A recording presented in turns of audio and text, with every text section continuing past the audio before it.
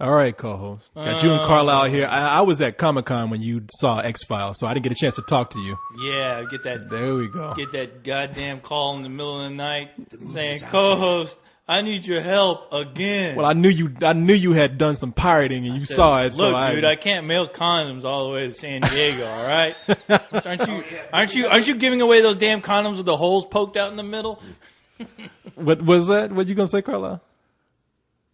He already made the joke. Oh, okay. It was like mailing condoms, and I was like, he already had it. Beat you to the punch. Yeah, then you turned me on. It's like, oh, hey, I didn't have your microphone on. Sorry about that. I know that. I just realized that. Pardon me, sir. There we go. We got the clean version of it. The movie's out there, but nobody's fucking seen it. I know, and he probably wishes that it wasn't out there. Yeah, Yeah, because you know what? I actually wanted to murder somebody after watching this, to give them something to solve. Yeah, you ain't talking about me. I'm sorry, man. damn you. Everybody I've talked to says this is boring as shit, and they don't understand why it was an X-Files movie. Is this the truth? Yes. Are you kidding me?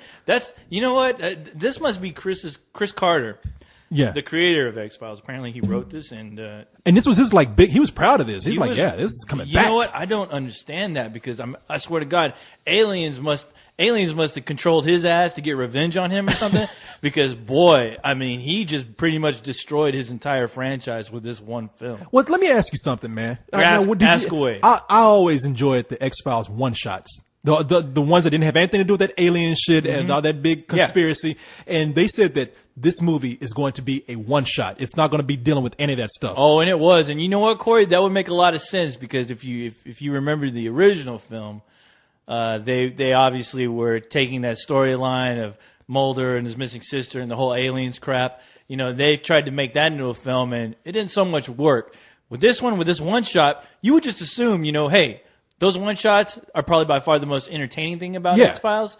And they're like, you know what, that's what people want, so let's give it to them. But unfortunately, somebody was in a coma while writing the script because, goddamn, this movie put me in a goddamn coma while watching it. So now, being that it's what everybody asked for, first of all, I have no idea what the movie's about. We see Billy Connolly run around with black shit coming out of his eyes and Mulder and Skullhead or Skullfuck, whatever, walking around. Walking around. Solving crimes. And I really don't understand what's going on, but I was kind of intrigued. I was like, okay, what's happening? Exhibit as a FBI agent. I mean, man, the rapper. Well, let me tell you, you're trying to figure out what this is about. I'm still trying to figure out what the hell this movie was about, especially after watching it, because I tell you what, this movie, It wasn't just a bad X-Files episode that just went on way too damn long. It was just a bad episode of anything. CSI, Law and Order, you name it. So you mean to tell me right now that we don't get enough X-Files stuff in there? I don't even know why it was called X-Files because, you know, the first thing you're going in that theater, you're like, okay, I'm going to watch X-Files movie.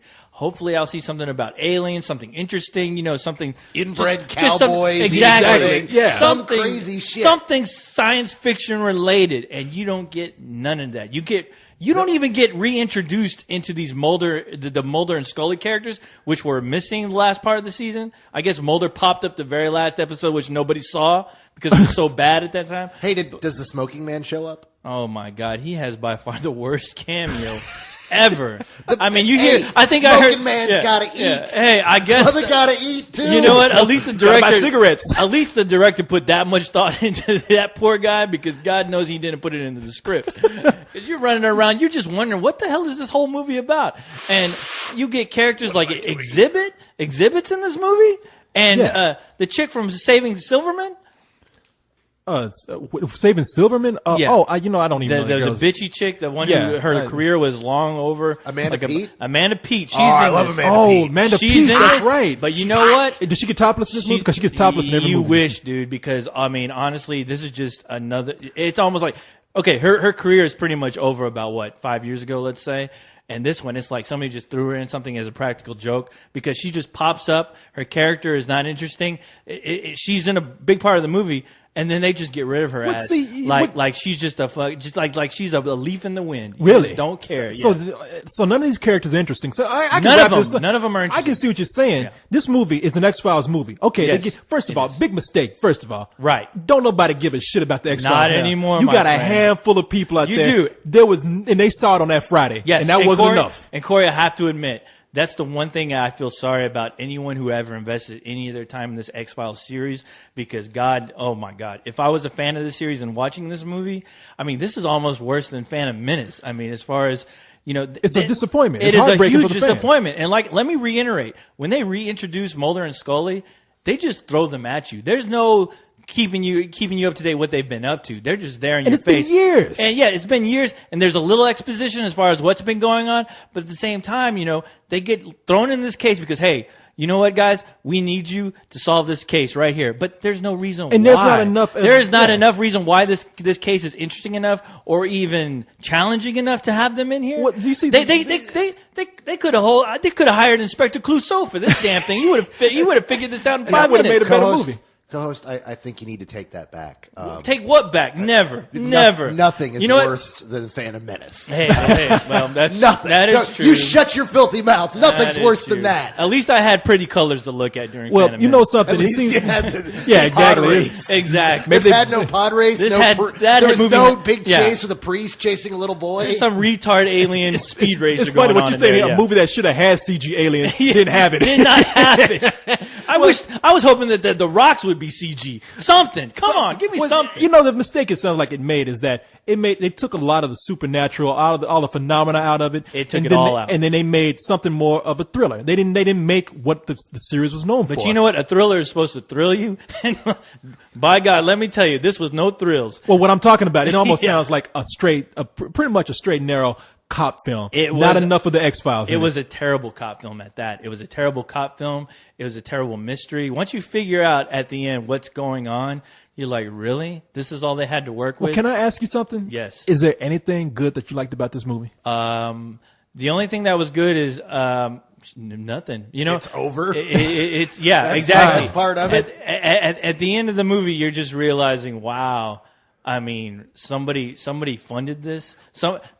You know what? It made me think that Chris Carter guy is the biggest prick in Hollywood right now because he pretty much just took a dump on all his fans. Now hold on. Mm-hmm. Maybe, just maybe. Let me throw out an X-Files conspiracy theory here. Maybe you guys saw the end of the X-Files, right? The last embarrassing seasons of that ridiculous show. No, I didn't. Where like the main cast had left and they brought in the Terminator, Robert Patrick, Robert Patrick, and whoever I don't even remember, but that. Do you think that maybe Chris Carter might be so pissed at Fox for fucking him on that he's like, oh boy, I'm going to fuck them. I'm going to get them you know sink a lot of money into a movie, and we're going to call it an X-Files movie, and it's going to be the biggest piece of shit. That may be true. But you know what? He also fucked the audience. He fucked the people that dedicated a good part of their lives to watching that damn show every Friday night or whenever it was on, and he just took a dump on them. I swear to God, man. I mean, the only sequel that would be worthy is for Mulder and Scully to investigate what happened to their careers after doing this film. After being in it, watching in it, that's what they should investigate. Why did this happen? Did they use the theme song? Of course. Oh, you know what? Talking about that theme song, there is one scene where there's Zippy came out rapping to it. No, that would have been far more entertaining. There's a shot for you know what? When you're reintroduced to that theme song, it's right when there's a close up of President Bush. There's a picture of President Bush at the FBI headquarters, and as soon as they zoom in on that picture, you hear the X-Files theme song. They're trying to tell us something. With the retarded whistling. See, I'm happy with that, too, because Mark Snow's got to eat, man. Who's not? Mark Snow is the composer of the composer who made that. But yeah. Who was he before he was Mark Snow, composer of the X-Files? He was Snow, as in... Informer, damn. Wait a minute. You might put that he wrote the X-Files music. Snow. That's why he vanished. He had his album 12 Inches of Snow, and he went off on the Mark Mothersbaugh approach to Hollywood and started doing music for movies. Really? You remember Informer? Yeah. I thought that was like some kind of reggae guy. Yeah. The white reggae guy. That's the same guy? Yeah. Jesus, that's been a conspiracy for me right now. Mark Snow's got to eat. You might as well have told me that dude was an alien himself. Where is Mulder and Scully on this case when we need them? Shit, yeah, that's an X-File itself. Dude, that was the best part of the X-Files was we never got a second album from Snow. Oh, my God. Well, Corey, let me just say this X-Files should be filed under shit. just because that's how I feel. And Some old bullshit, huh? Some old bullshit. Please, some old bullshit, and let it stay some old bullshit. No more talks of sequels. The bullshit's out there.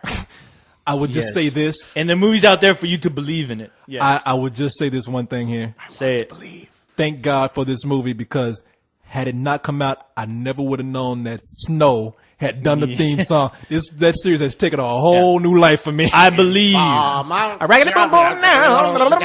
I believe. Down. All right, goodbye. I think that's the only one. Nobody knows the words to that fucking song.